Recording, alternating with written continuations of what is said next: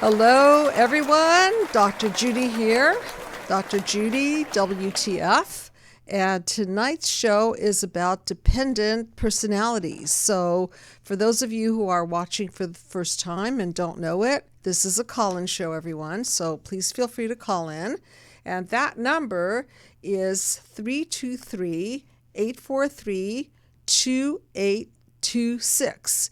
And so I'm going to start by giving a little bit of an introduction to the mind map system, which is how we're going to break down dependent personalities and how they are formed, how they are caused, as I like to put it. And then we're going to trace how these dynamics break people down and break the individual who's dependent down and those around them down and create chaos and defense mechanisms, and ultimately an even more serious breakdown.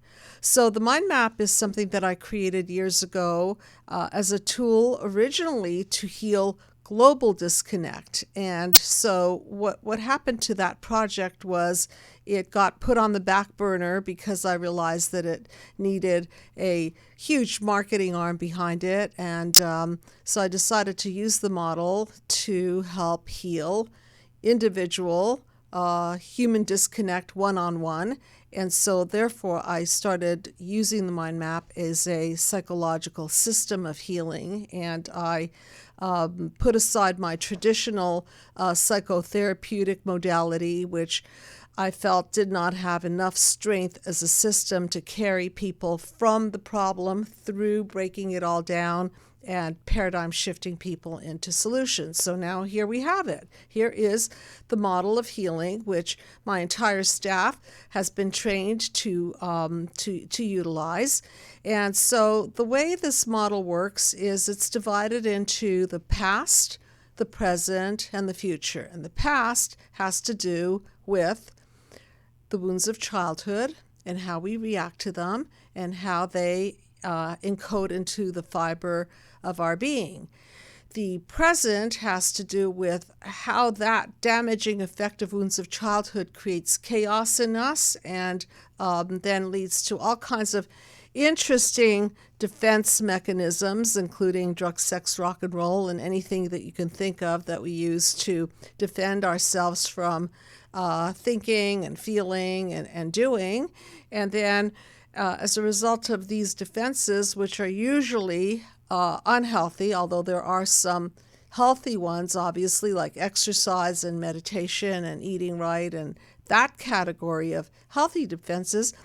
When we engage in very unhealthy defenses, we end up imploding or exploding, and that would be panel 6, until we get therapeutic intervention and break through all that mess and come to the last chapter here, which is the bottom third, which is the future where we want to be going, which is the paradigm shift out of old childhood wounds, recoding the past into healthier ways of being in the world and healthier ways of seeing oneself in the world and seeing others in the world, and ultimately having a sense of unity with oneself and those around us.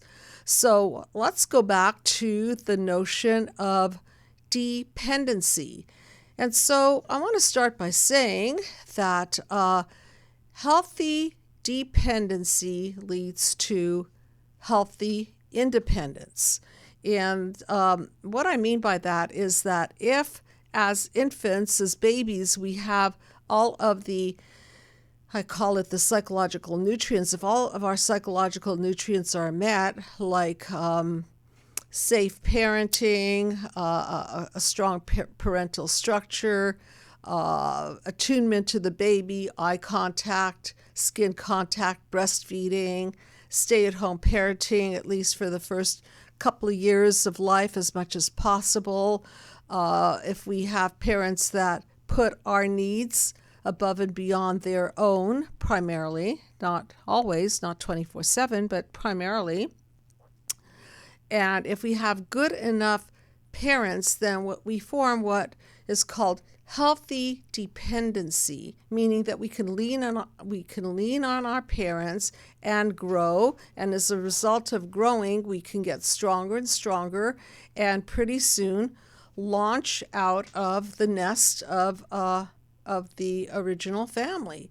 And that's how we grow to be healthfully independent and become ready for interdependence, which I will talk about later on in the show.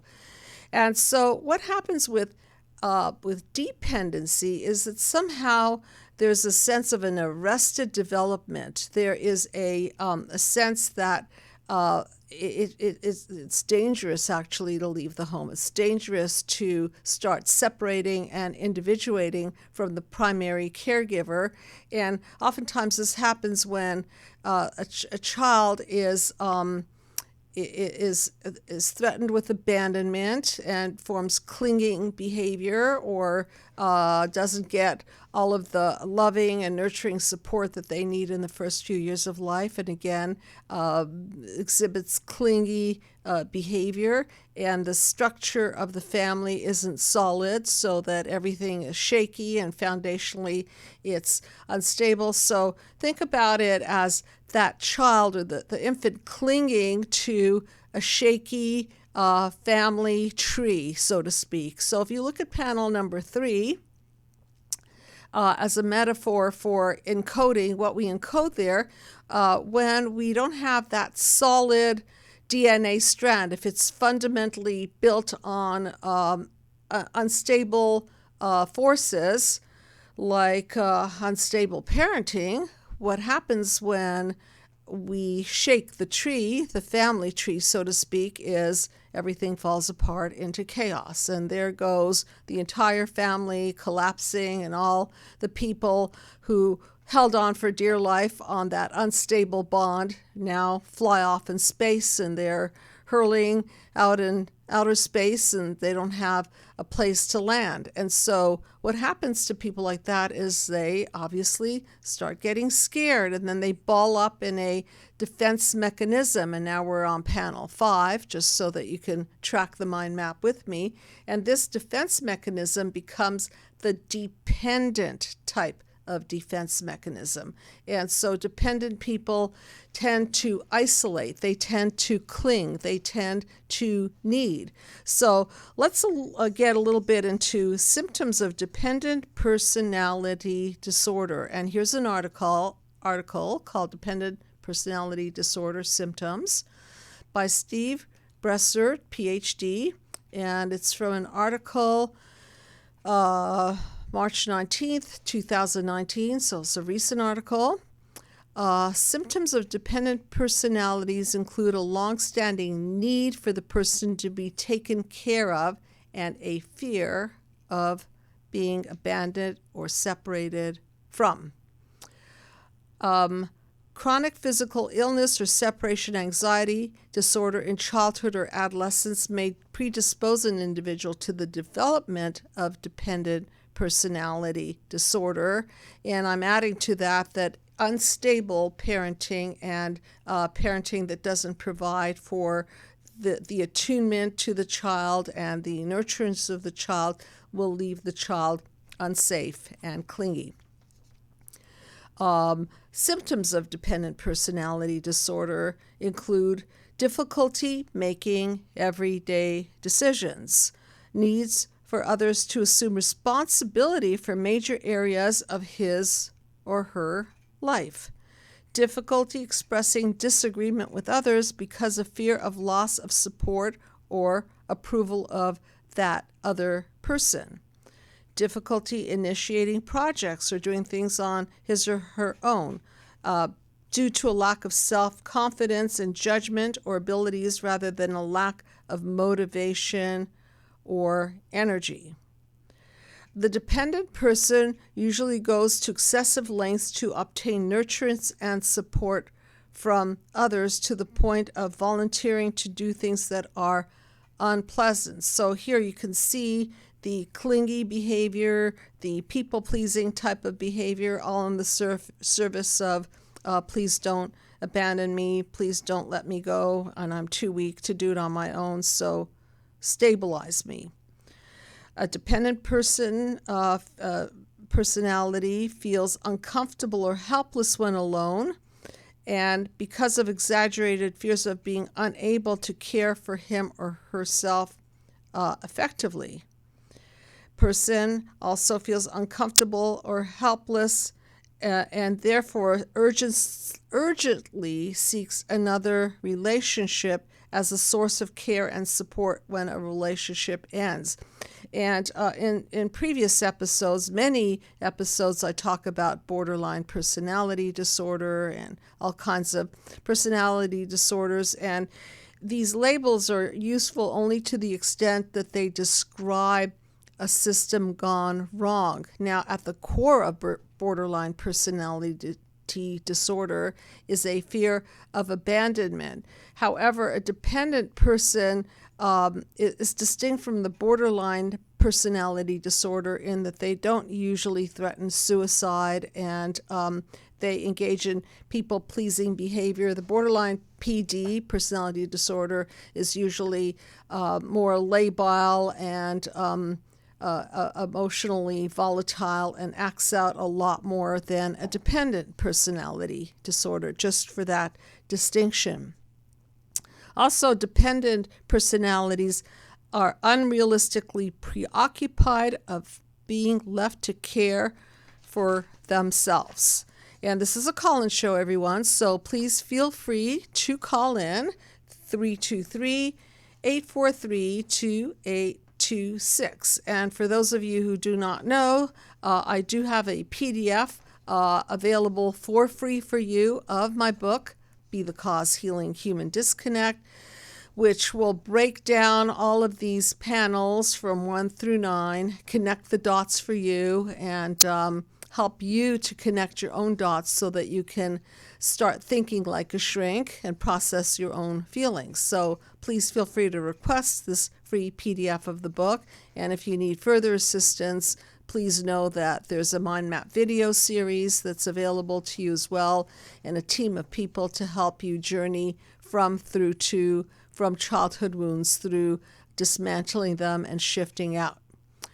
Because personality disorders describe long-standing and enduring patterns of behavior, they are most often diagnosed in adulthood. And remember, children cannot be diagnosed with a personality disorder because personality disorders are chronic and they are not diagnosed until adulthood because children are forming their personalities, and so they are more malleable in general. Dependent personality disorder is diagnosed in 5.5 to 0.6% of the general population. I believe that men and women are both pretty equally diagnosed with this disorder. There's an equal distribution here statistically. Like most personality disorders, dependent personality disorders will decrease in intensity with age. And by the time people are in their 40s and 50s, many people experience few of the most extreme symptoms. So I think that as people grow older, maybe they learn, or life itself molds them and shapes them towards dependence or interdependence, which I will get into a little more so that you can start understanding the distinction. So to go back to the mind map thinking, any kind of a system gone wrong will thwart growth. And instead of the person getting stronger and more independent, they start leaning more and more on the other. And ultimately, this creates a real breakdown, especially if you're married to somebody with this dependent nature. It will absolutely put a great big stress on the marriage. So I want to go back into 8 symptoms of dependent personality disorder. This is an article by Emily Lockhart. and giving her credit for this. So here are 8 symptoms of dependent personality disorder, and I want to hear from you, and I want to hear how your life interfaces with this topic and whether you can identify with being a dependent personality, having lived with somebody who perhaps is exhibiting these traits, and how to strengthen your boundaries in your relationship so that everyone can eventually start to morph, grow, separate and individuate, and self-actualize to be the best of their best. So these are the 8 symptoms to look out for. Appearing needy. Obviously, that would be a very telltale sign. An individual with dependent personality will often appear needy, particularly when in the presence of the person who they depend. So again, this is a kind of a relationship where there's a toxic tie to that one individual.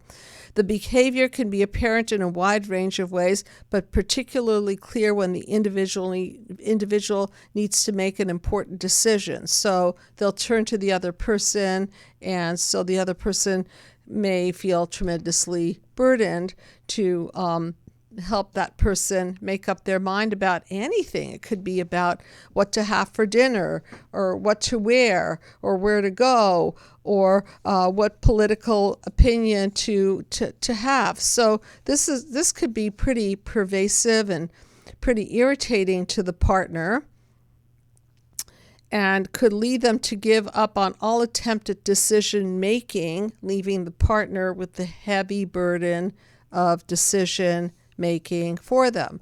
So if this is sounding familiar and familial, please do call me and get on the couch, and we can discuss this and source it and create a pathway out of this. So as I said before, people can start to separate and individuate and become independent and eventually interdependent, which is the healthier way to be in life, whether it be partnership or at work or general friendships and social relationships.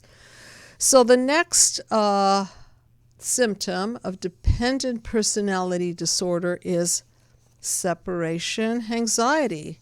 So it's one thing to feel anxious when someone close to you goes away for a few weeks or months. It's another to feel completely lost in the world just because they've left. So how does this develop? What is the cause of this? Again, I reference back to healthy dependency creates healthy independence. And as a big fan of Dr. John Bowlby, I talk about the emotional ingredients for mental health, which is the security and the attunement. And unfortunately, when I see patients who have been left to, let's say, cry it out in the crib too long in inappropriate ways, when they have been put into daycare too soon, when they don't have the consistency of a mother or father, or even when mother is there and she's emotionally not available because she's depressed or anxious or engaged in some sort of an addiction, then it makes the secure, the attachment an insecure attachment. And that's what creates this kind of a clingy behavior that then carries forth into adult years. So the affected individual may be unable to focus on anything when that person is missing, because now they're busy and preoccupied with feeling the abandonment and feeling shaken and not having someone to help them in everyday life and even do simple things for them, like choose what to have for breakfast, lunch, or dinner. So this is something very, very necessary to source in terms of the cause. And I think we have a question from the chat room. Thank you very much. Can dependent personality disorder be considered a defense against the chaos of childhood wounds? And if so, in what sense is it a defensive reaction? Absolutely. This is a defense mechanism against being against not being nurtured properly. So bring back the question. I just want to make sure that I attend to it properly, please. And if so, in what sense is it a defensive reaction? Well, if they didn't have that healthy dependency, then they become clingy and they don't grow and they just hang on to that proverbial hand of the other person, thinking that they're not strong enough and they're not smart enough and they're not capable enough. And so as a defense against falling apart, as a defense against feeling lost and abandoned, they'll start this clingy behavior. So yes, panel 5, defense mechanism of clinginess is a defense mechanism against being abandoned too soon and not having enough healthy dependency in the first formative few years of life. And thank you very much for that question. And please feel free to ask away in the chat room or call me and get on the couch and we can dissect this so that people can really understand what this is and how it affects everyone.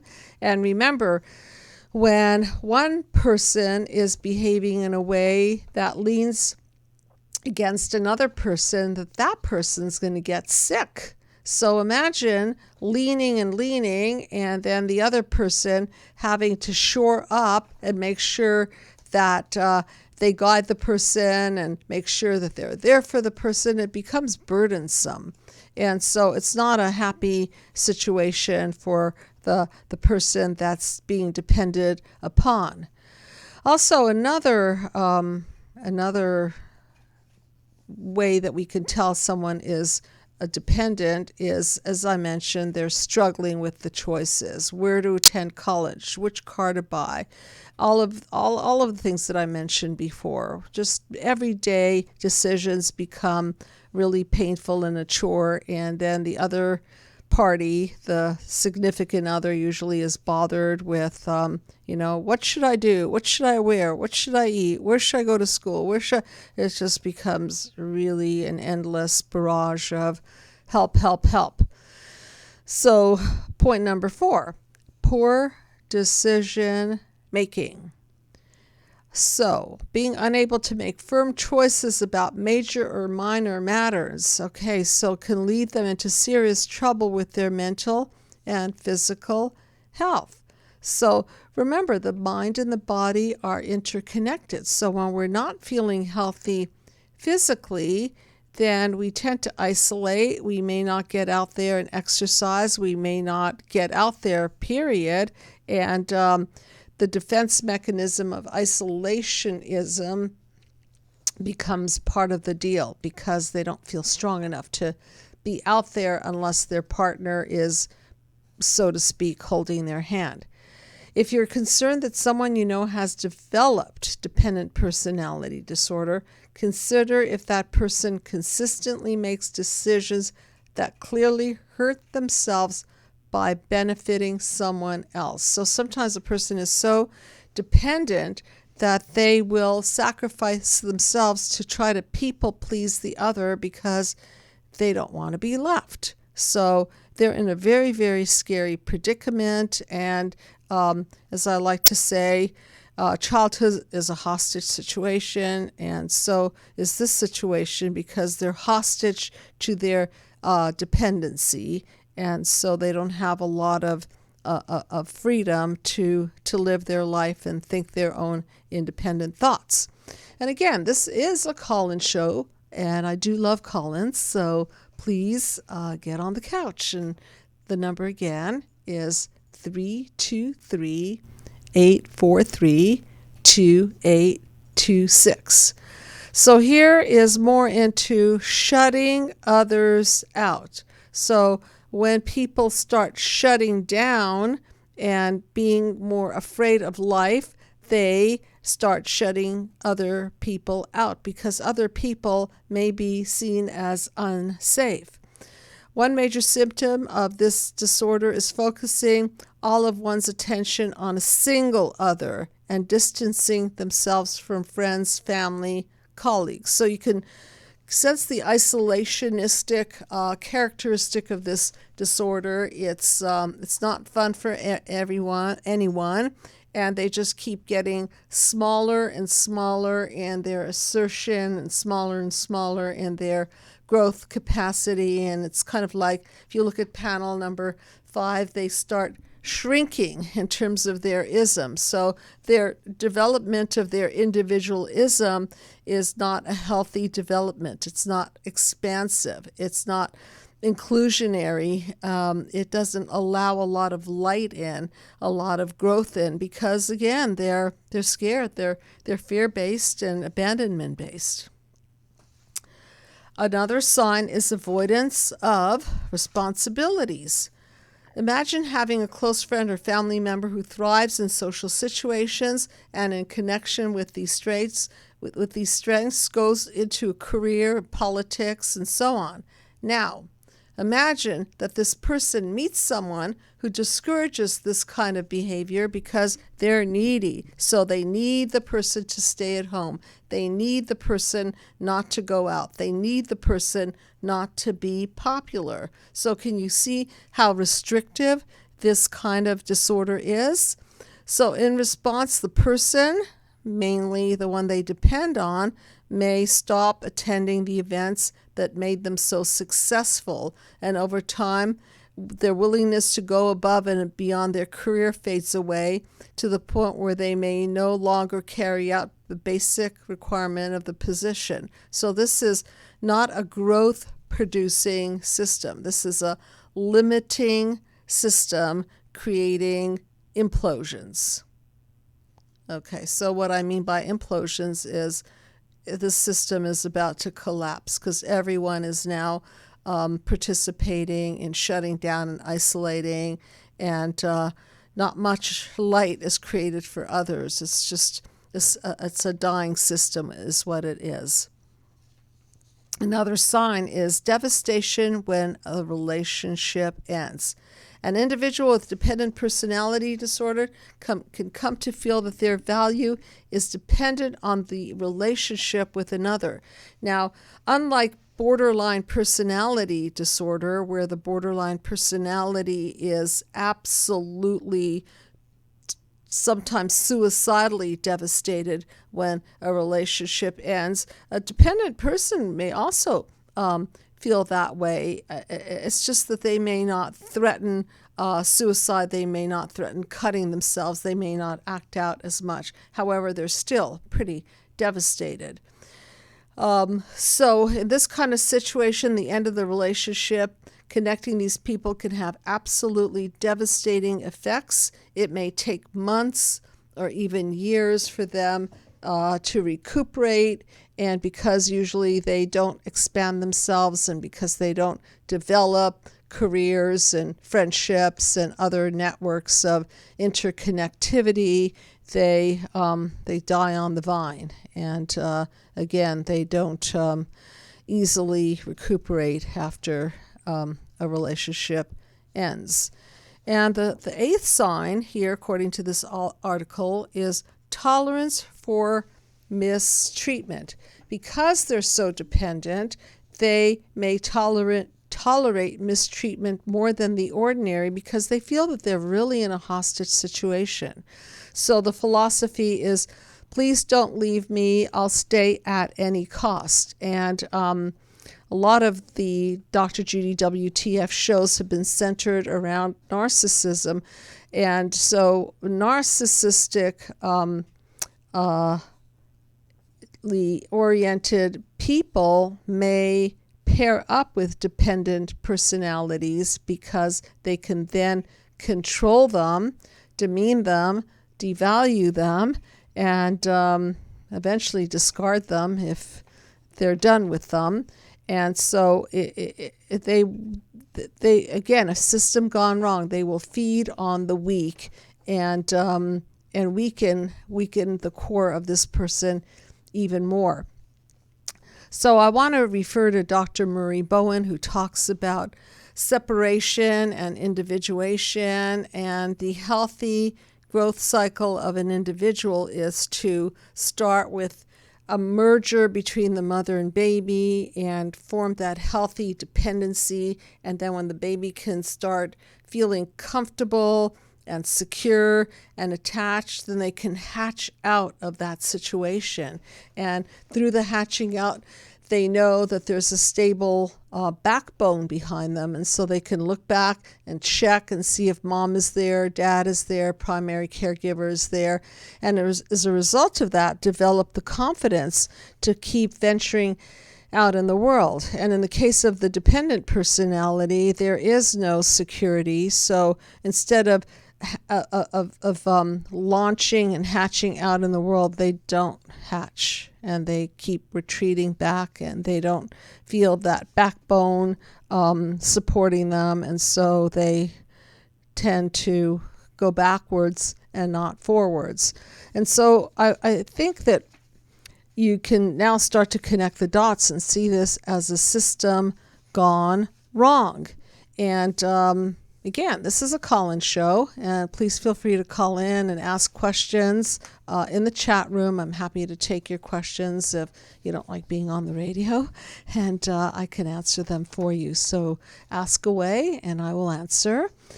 So I want to refer to another article on the difference between codependency and dependency. What is the big difference? Because these distinctions are important in terms of how the system goes wrong. Being codependent is hardly the same thing as simply being dependent. And this is an article by Leon Seltzer, PhD, Evolution of the Self. It's crucial that these two types of dependency be recognized as distinct. Codependent individuals aren't dependent on others. They're primarily dependent on the other person's dependence on them. I'll read that again. It's a little confusing. They're not particularly dependent on others. They are dependent on the other person's dependence on them. So this is a different kind of dynamic. It's also important to distinguish codependent relationships from interdependent ones. So let me go to panel number 7 so that you can understand visually what I mean by an interdependent relationship. So if you look at the bubbles that interconnect here in panel number 7, you will see that there's light as they interconnect. So in the case of healthy interdependency, it's a 1 + 1 is more than 2 phenomenon. So it's you and the other person creating light, resilience, resourcefulness, inner strength. So there's a support of the healthy individualism. One healthy individualism supports another healthy individualism to grow and flourish. Now, codependency is clearly maladaptive and dysfunctional. It might have a mutuality, but it's negatively symbiotic. Negatively symbiotic in that there's no light there. They're basically just chipping away at the fiber of each other's being, as I like to put it. Having dependency needs is healthy in and of itself to a degree. We're all wired to connect. We're all wired to depend on each other. However, when there's no value added, the system starts to collapse, and then there's a sense of robbing light from each other. And if you can look at those bubbles again, Visually, what I'm talking about is instead of expansion, you have contraction, and at the end, you might have even a kind of like an implosion based on a depletion of the system. They maintain in self-sufficient relationships, people maintain their own identity. In codependent relationships, this identity is chipped away at. In codependent union, both parties are over-dependent on each other, in which the two individuals lean so heavily on another that they are left off balance. So you could see the chaos of panel 4. So think of panel 3 as two unhealthy individuals leaning into each other, and because both of them are not healthy, they lean so hard against each other that they fall apart and create a lot of chaos. They're left off balance and desperately try to get core dependency needs met. So what's happening is both parties do not have core dependency needs met. So they vampire off of each other, and they're kind of eating away at the fiber of each other's being, and the original fiber isn't very strong to begin with. So I think that this begins to then define the different systems gone right, the different systems gone wrong. So codependency system gone wrong. Dependent personality system gone wrong. Interdependence, two healthy, more or less healthy people coming together to co-create a relationship and add value to each other. So if you feel that you've been in a relationship where you emerge less than rather than more than, then let's talk and get on the couch with me, and feel free to call in 323-843-2826, and let's talk about how you got there to begin with, what the cause of this is, and talk about how to create a pathway out of this mess. So I want to go through some other points, since I'm not getting a lot of call-ins tonight, but maybe that'll change because, again, I know you have questions. I know because we get a lot of calls at the Psychological Healing Center, and sometimes it takes a little bit of time to let this material sink in, because usually people think in terms of diagnoses, and I am a systems thinker. So rather than slapping labels on people, which we do because it helps us get clearer and familiar with definitions, I'm more interested in how all of these moving parts work, the multi-generational cause behind this, the cultural overlay of how people are injured at the causal level and multi-generationally so, and then how everything is breaking down as a result.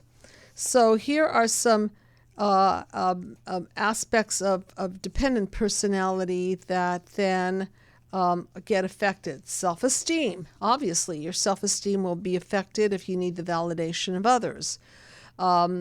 Their fragile sense of self-worth and well-being is extremely vulnerable, making them highly sensitive and reactive to others. I had a show on highly sensitive people. And so when we don't have enough protection in life, when we don't have a thick enough skin, so to speak, when we're left compromised, when we don't have good boundaries, then we're really easily affected and dysregulated, and we become fragile and more easily fall apart. And that's part of the system gone wrong. Dependent people have compromised their ability to assert their need in a relationship because, again, they're concerned about asserting their need because they're afraid that if they assert their need, then the other person might run away. So they might just become needy and people pleasing and not have a way to assertively say, I need this or I need that in a healthy way. And for people looking for healthy ways to communicate, I want to refer you to the Peaceful Healing Dialogue, which is in my book and also on my website under the forms section. And it's a way of talking to each other so that you don't burn the bridge, and so that you keep the relationship intact and address the problem and become solution oriented and become expressive and emotive as opposed to passive or aggressive, and have a flow of conversation that leads people to hopefully more clarity, more understanding, and more interconnection. Unhealthy dynamics create unhealthy dialogue. And so the solution is also to teach people how to talk to each other, because the more we're able to talk to each other without blaming each other, without shaming each other, without criticizing each other, the more likely we are to get heard, and the more likely we are to stay connected, and the more likely we are to form patterns of interdependency as opposed to dependency or isolation or passive-aggressive means to get one's way. Some more telltale signs.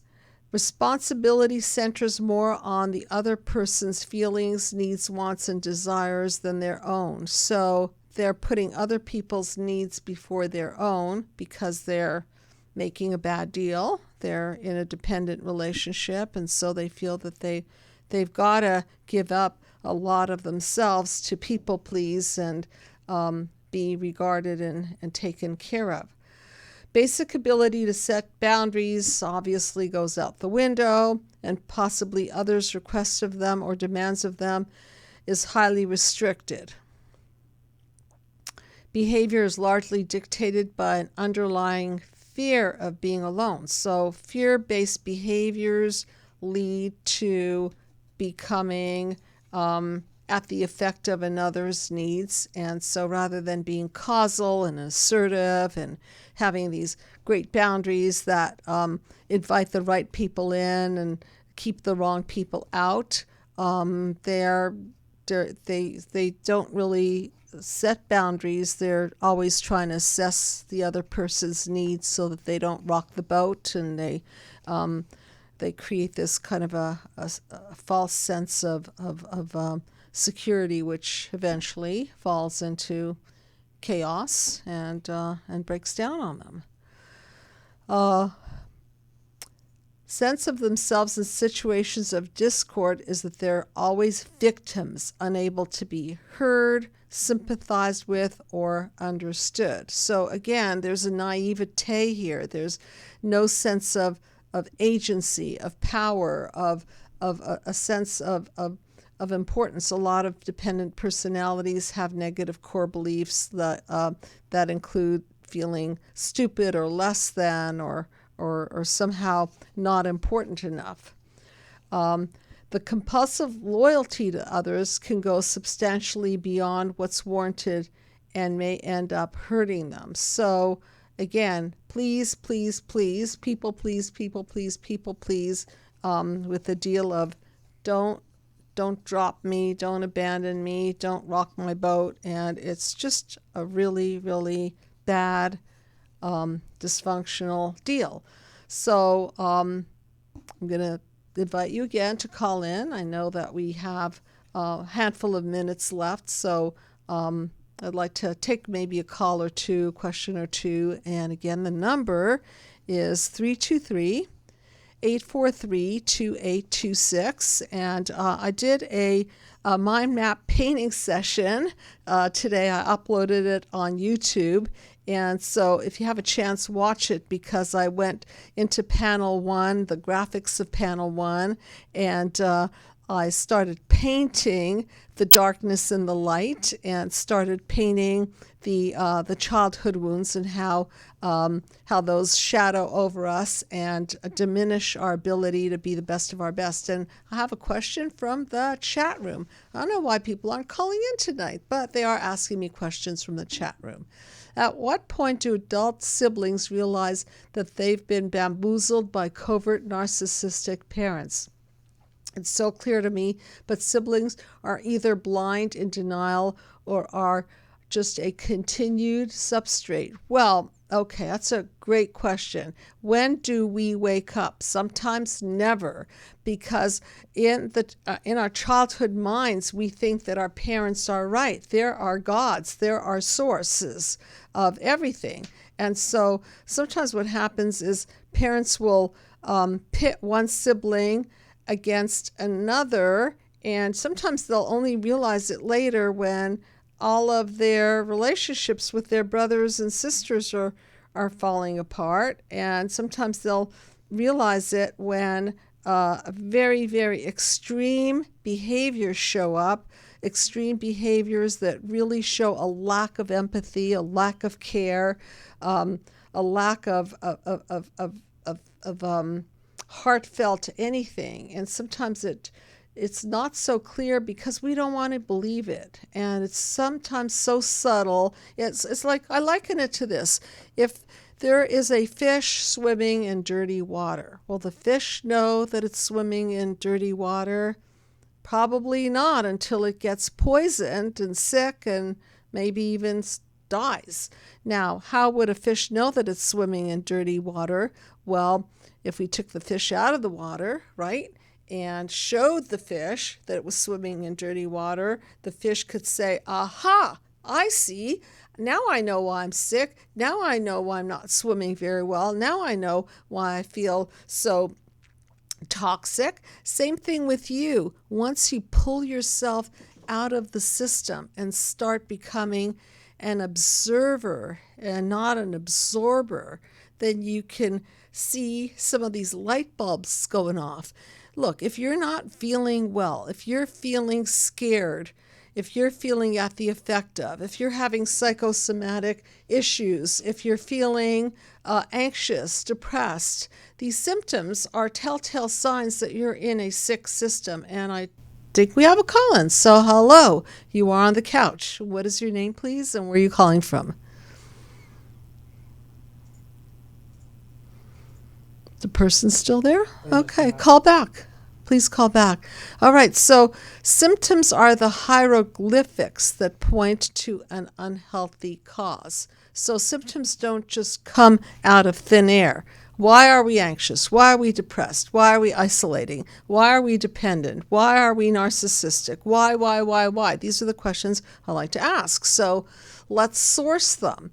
And so we have to look at our blueprint. We have to look at those 5 childhood injuries. Obviously, if we're verbally abused or physically abused or sexually abused or neglected or smothered, we're not going to feel very well, are we? And our growth process will be thwarted, and we won't manifest into strong, healthy individualism. So the best way we can tell is something's off. Something just doesn't feel right. Something doesn't line up. Someone is trying to demean, devalue, or destroy. There's a sense that there's a lack of empathy. There's a lack of a healthy person, in my opinion, has the ability to self-reflect and self-correct, own their own stuff. As a matter of fact, I did a show just for parents to understand that the more we as parents could own our own stuff and grow, the healthier our children will be.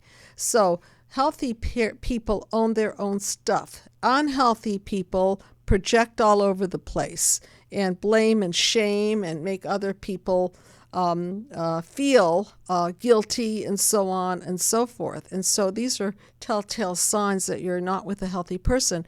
The interdependent type of relationship enhances. So if you're in a healthy relationship, then you're in the service of the other person's psychological and physical well-being, along with spiritual well-being, if that's important to you. And if you're not in a healthy relationship, you may feel vampired, you might feel unattended to, you might feel physically sick, you might feel like a dark cloud has walked into the room. They're just all kinds of telltale signs. So use your gut.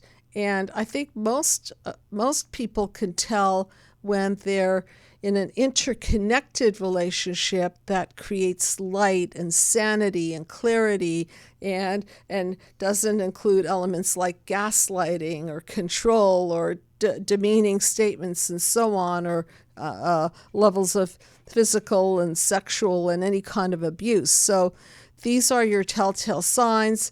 Your symptoms include emotional symptoms, somatic symptoms. So check in with yourself, know thyself, and then you can go from there and try to understand and source the pain, and understand that if you came from a dysfunctional family, you're probably more vulnerable to what I call the WTF, or the what the Freud pattern of repetition. So you will pick people who neglect you if you've been neglected. You'll pick people who physically abuse you if you've been physically abused. Not all the time. This is not all the time.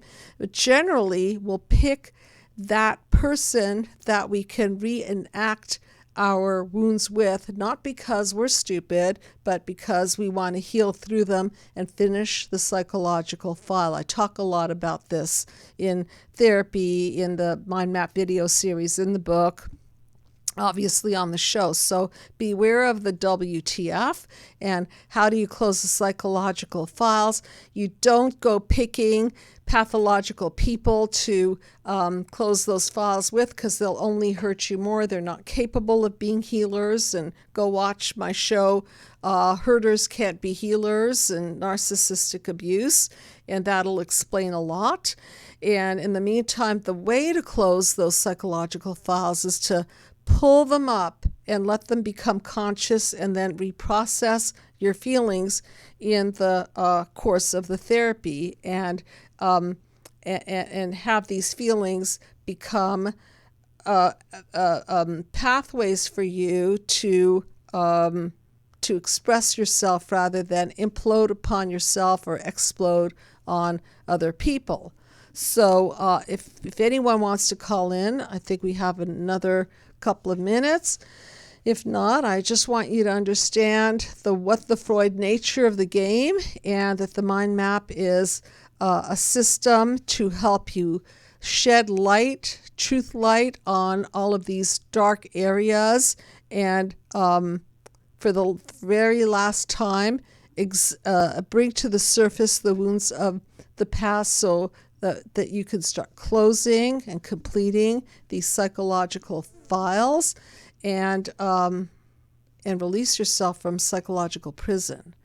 So I want to move in a minute to my weekly Shrink That Tune, and reminding everyone that you're welcome to call in and ask for a free consultation, and you can download the book for free. You can order it on Amazon, and if you like us, then please like us on Facebook, and Amazon reviews are always welcome, and Yelp reviews are always welcome. The team is so happy when they are acknowledged, and thank you for everyone who has written these beautiful reviews on Yelp and Amazon and so on. Very, very much appreciated. And if you're stuck and need a pathway out, there are many people on staff that can accommodate your schedule and your long distance needs through Skype or teletherapy, and budgetary considerations are always taken into consideration. So I want to move to Shrink That Tune. And this song is by Joan Jett and the Blackhearts. I Need Someone. Perfect lyrics for dependent personalities. I need someone. Whoa, how I need someone. I need someone like you. Can you hear the neediness and the clinginess? Today my love has gone away. He won't be back. He wants it that way. So I guess that person's done with this dependent person. Maybe the dependency pushed the lover right out the door. And I need someone to take his place. So it's not even really the person, it's the need that takes priority. So no wonder the person didn't feel special, because it was just the need that was being fulfilled. The sense of desperation here. Someone with a warm embrace. He promised me he would be true.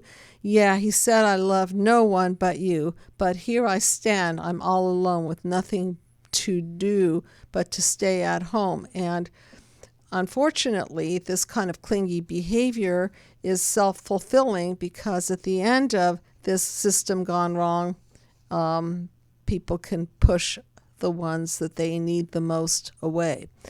And I need someone. Oh, how I need someone. Yes, and I need someone. Someone like you. Yeah, we used to travel all around and around. Yeah, we always went from town to town. But since my baby been gone away, I haven't had a happy day. So everything is invested in the person. There's no joy outside the dependency.